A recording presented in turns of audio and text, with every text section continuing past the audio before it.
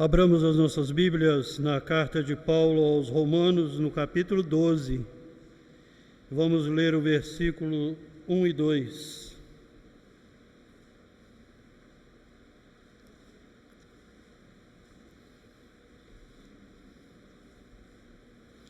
Mesmo assentados, estaremos fazendo essa leitura em uníssono. Rogo-vos, pois, irmãos, pelas misericórdias de Deus, que apresenteis o vosso corpo por sacrifício vivo, santo e agradável a Deus, que é o vosso culto racional.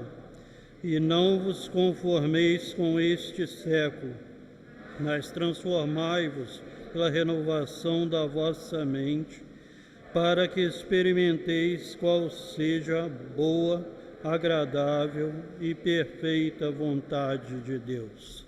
Vamos orar. Somos gratos, ó Deus, por mais uma vez estarmos na Tua casa para louvar, bendizer o Teu santo nome.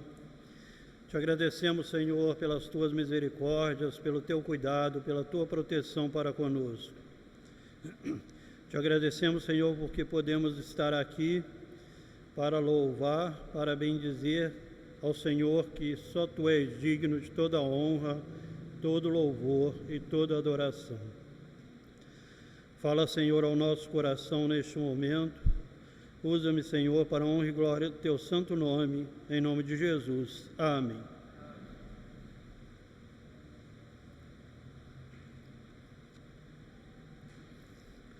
Irmãos, a carta de Paulo aos Romanos é considerada uma das principais,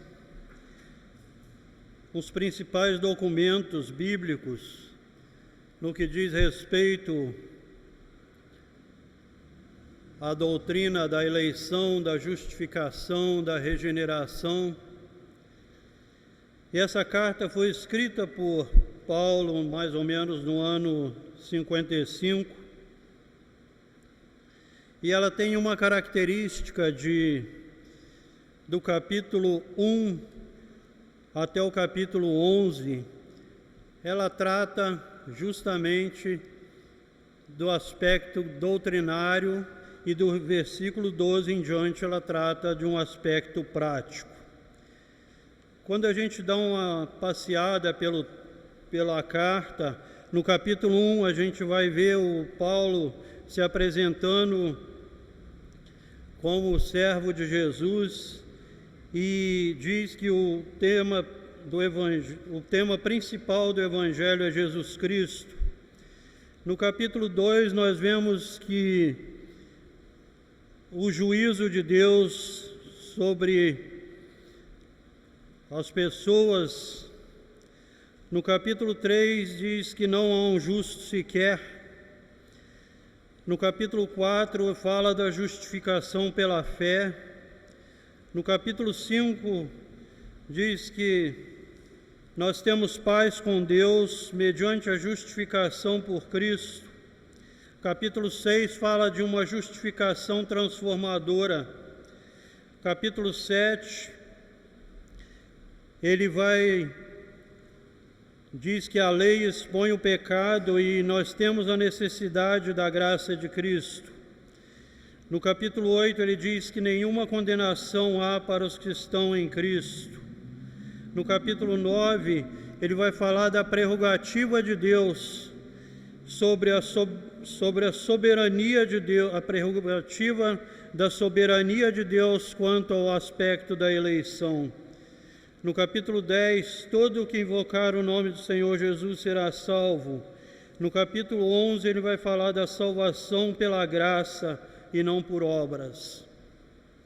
Chegamos ao capítulo 12, e o capítulo 12, ele começa: rogo-vos, pois, irmãos, pelas misericórdias de Deus. O que Paulo quer dizer aqui nesse texto, ele faz um pedido, e é preciso a gente entender o que é a misericórdia de Deus que ele trata nesse capítulo. No livro de Lamentações de Jeremias, nós vemos que as misericórdias de Deus são a causa de não sermos consumidos. E quando nós olhamos para o nosso estado inicial, o estado de homem pecador, o estado em que Deus olha e diz que não há um justo sequer, que todos nós pecamos e carecemos da glória de Deus, que todos nós pecamos e que o salário do pecado é a morte, mas o dom gratuito de Deus é a vida eterna. Então Paulo, ele mostra nos 11 capítulos iniciais dessa carta o que Deus fez por nós através da justificação, através da nossa eleição, através da nossa regeneração em Cristo Jesus. E nesses 11 capítulos nós vemos que Deus nos alcançou com a sua misericórdia, porque sem a misericórdia de Deus nós somos consumidos. E diante disso, Paulo faz um apelo: rogo-vos, pois, pelas misericórdias de Deus, que apresenteis os vossos corpos em sacrifício vivo, santo e agradável a Deus. Eu queria deter um pouco, irmãos, nesse texto aqui, nessa parte, que apresenteis o vosso corpo por sacrifício vivo, santo e agradável a Deus. O que quer dizer esse sacrifício vivo? Lá no Antigo Testamento, na antiga dispensação, o que nós tínhamos, o que o povo de Israel tinha, a única forma deles serem perdoados, deles chegarem a Deus, era através do sacrifício. E esse sacrifício envolvia a morte de animais, esse sacrifício envolvia queima de incenso, esse sacrifício envolvia tantas outras coisas para que o povo pudesse se chegar a Deus, para que o povo pudesse se colocar diante de Deus. E mesmo assim não era possível o povo ter acesso direto a Deus, porque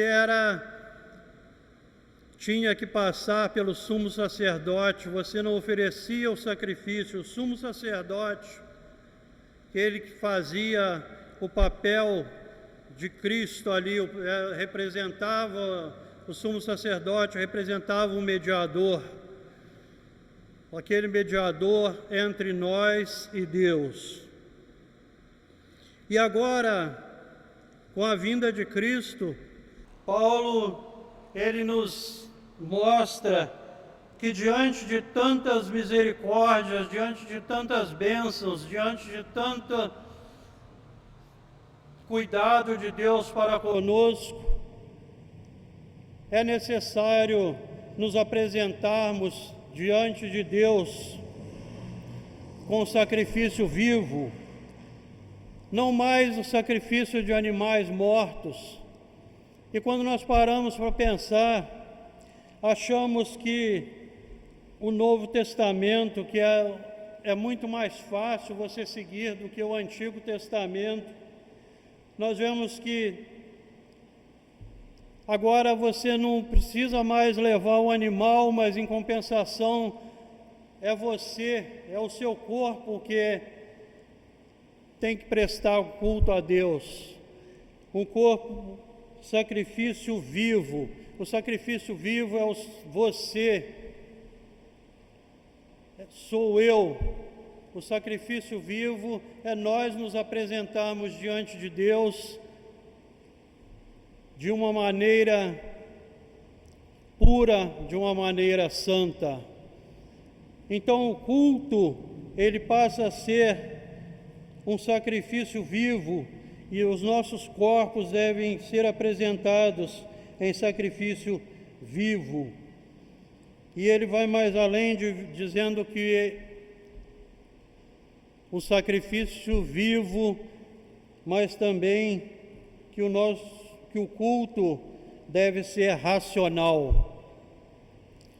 Rogo-vos, irmãos, pelas misericórdias de Deus, que apresenteis os vossos corpos em sacrifício vivo, santo e agradável a Deus, que é o vosso culto racional.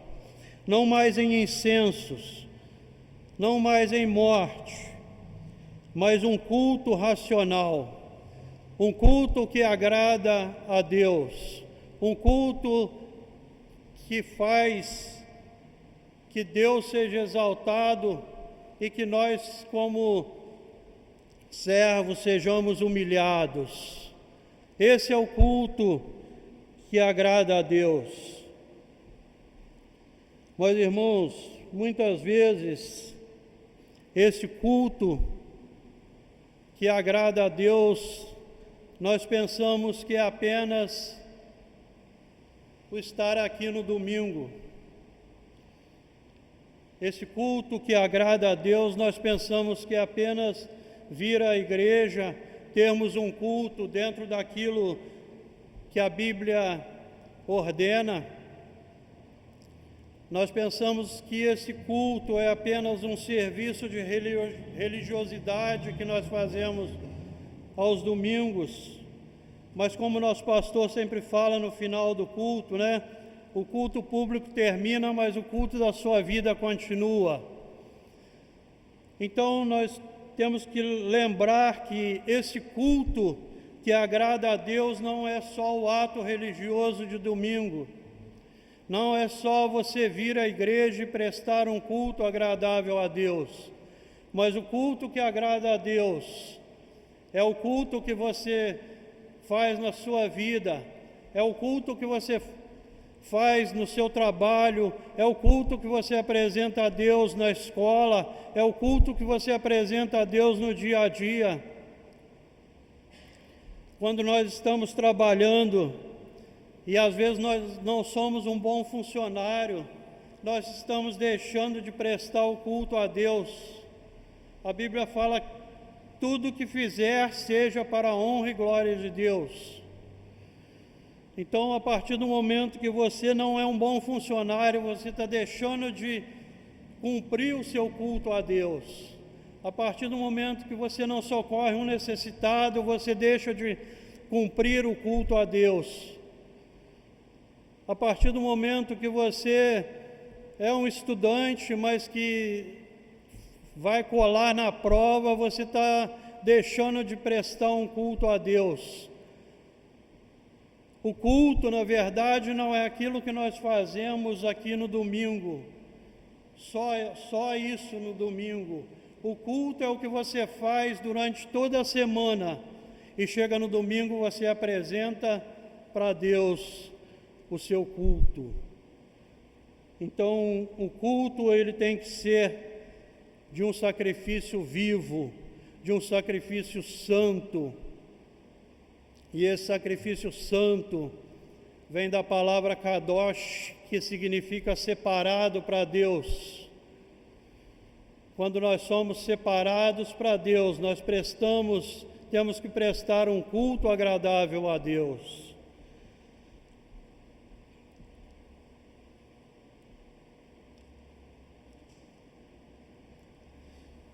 Então nós precisamos entender o que o apóstolo Paulo diz aqui, que pelas misericórdias de Deus, por Deus ter feito tanta coisa por nós, por Deus ter mandado o seu Filho Jesus morrer em nosso pecado, por nossos pecados, por Deus ter amor a você, de ter compaixão de você e te eleger. É por isso que nós prestamos esse culto a Deus.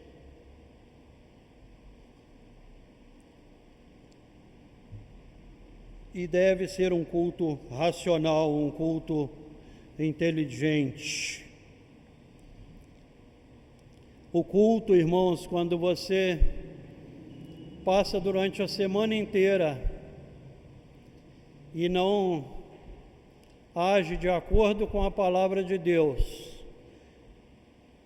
e chega aqui no domingo para prestar o culto a Deus, ele não passa de uma religiosidade, não passa de um ato religioso apenas.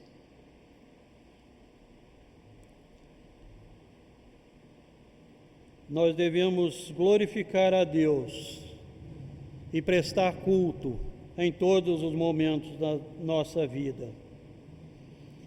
Mas ele vai mais além e diz que, além do culto verdadeiro que devemos prestar a Deus, que não vos conformeis com este século,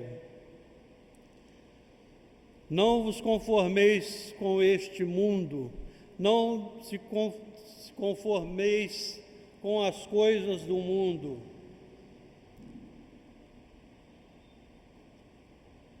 A igreja tem vivido dias difíceis. E quando a gente olha, pensa que é só no Brasil, mas não é não. Essa semana nós vemos o ministro da Educação diante de uma fala ser perseguido por pessoas que não concordam ou acham que o homossexualismo é normal.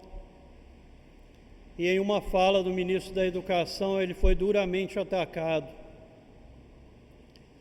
Nós vemos nos Estados Unidos, eu vi uma reportagem que o presidente Bill Clinton indicou uma juíza para a Suprema Corte, e essa juíza é conservadora, e ele recebeu muitas vaias no velório da juíza que havia morrido.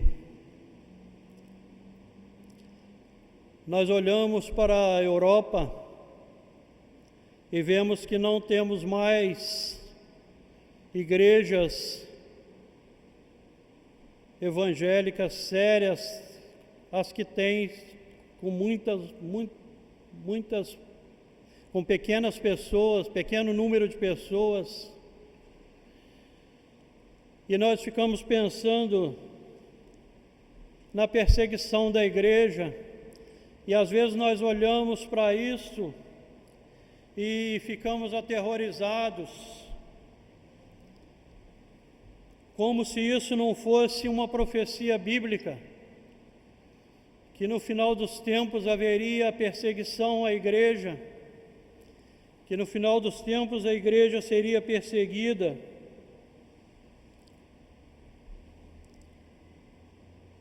A igreja foi perseguida durante muitos anos, quase durante toda a sua trajetória. Começou lá com os relatos bíblicos, quando em Atos nós vemos já a perseguição da igreja,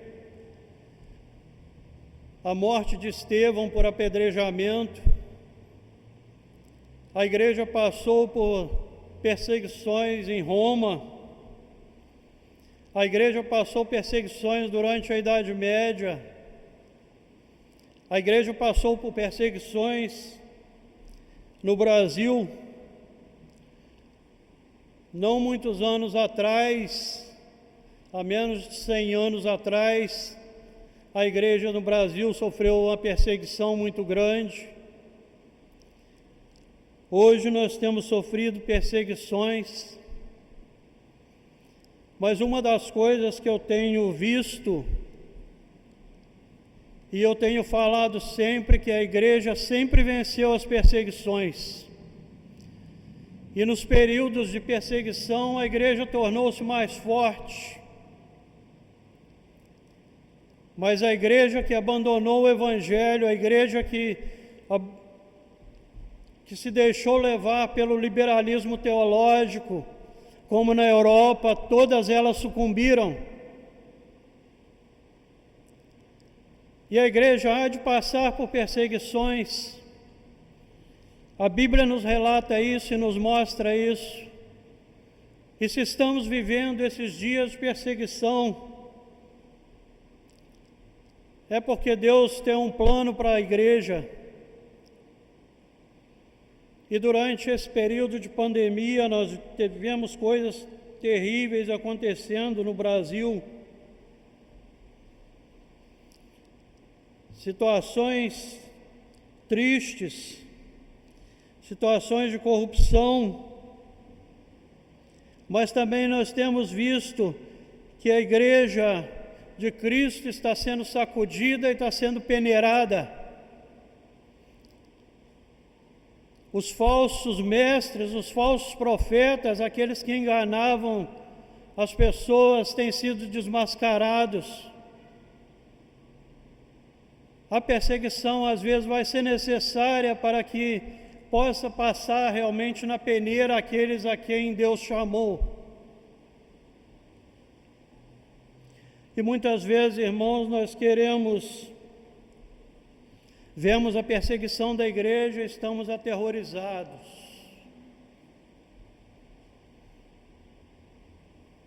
É sim para se entristecer. Mas sabemos que Deus tem um plano na vida da igreja. Deus é o Senhor da história.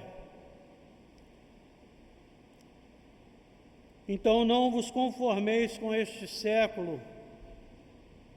Realmente nós não podemos conformar com essas coisas. Não podemos conformar com os pecados que vemos nos dias de hoje. E às vezes nós falamos em pecado e achamos que o pecado é só o pecado sexual, mas há tantos pecados, o pecado da cobiça, o pecado da corrupção, tantos pecados que têm acontecido, o pecado da corrupção que tem matado pessoas de fome. Nós olhamos para os países da África, vemos os países, pessoas famintas, e os líderes, às vezes, cheios de dinheiro, pessoas que exploram o seu povo, e a Bíblia também considera esse pecado. E a voz da igreja deve ser sempre de não conformar com este século, não conformar com este pecado, mas transformai. Aí ele dá uma ordem aqui, ele não imperativo, transformai pela renovação do vosso entendimento, da vossa mente. E como nós estamos transformando o mundo? Muitas vezes, irmãos, nós temos achado que a solução para transformar o mundo são os partidos políticos. Muitas vezes nós achamos que esse ou aquele partido político é o partido que vai transformar o mundo, que vai transformar a sociedade. Nós nos colocamos nas mãos de prefeitos, de vereadores, de governadores, como se esses fossem aqueles responsáveis de transformar o mundo. Mas, na verdade, a obrigação de transformar o mundo é a igreja. A obrigação de denunciar, de falar, é a igreja. Existe um cântico antigo que diz: existe um brilho que eu não posso ver, mas está em mim para que os outros possam ver. Que existe um Deus que mudou o meu ser e dá paz. E o mundo, irmãos, precisa ver esse brilho em nós. Muitas vezes a gente transfere a responsabilidade, mas o mundo quer ver esse brilho em mim. O mundo quer olhar para mim e ver que eu sou cristão. O mundo quer olhar para nós e vermos que nós somos cristãos, que nós somos diferentes, que nós fazemos a diferença do nosso trabalho, que nós fazemos a diferença na escola, que nós fazemos a diferença no dia a dia. E esse brilho, irmãos, deve estar em cada um de nós.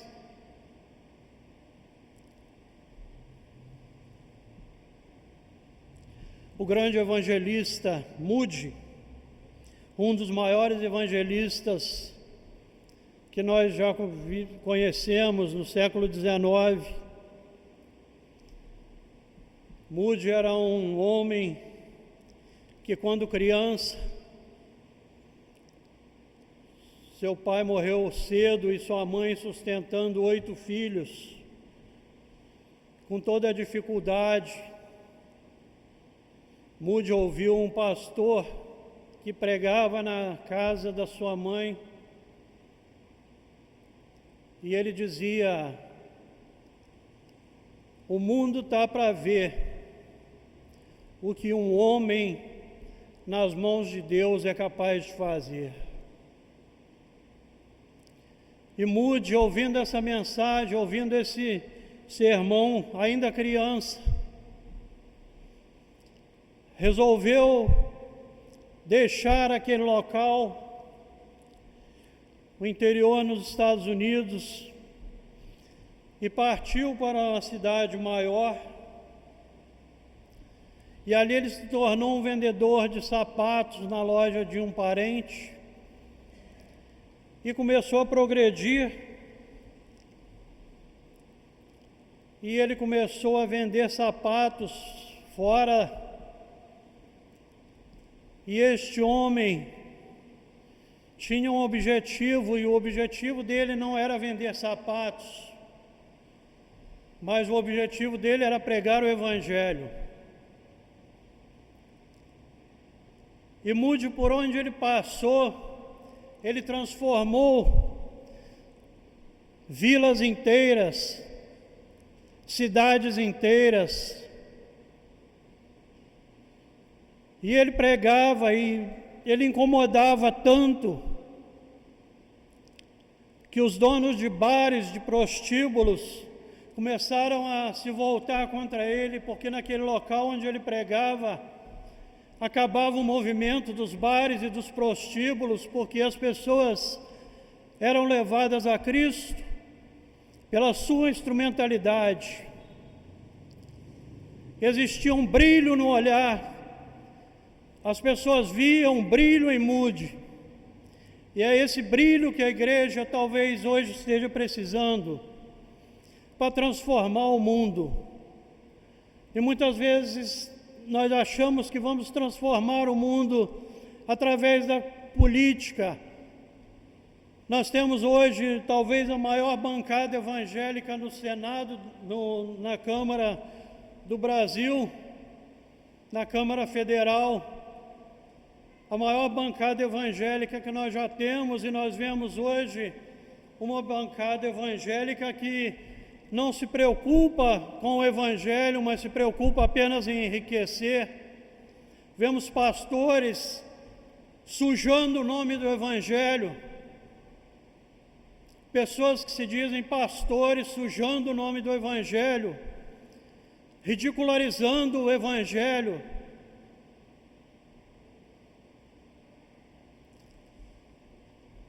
Irmãos, não é através da política,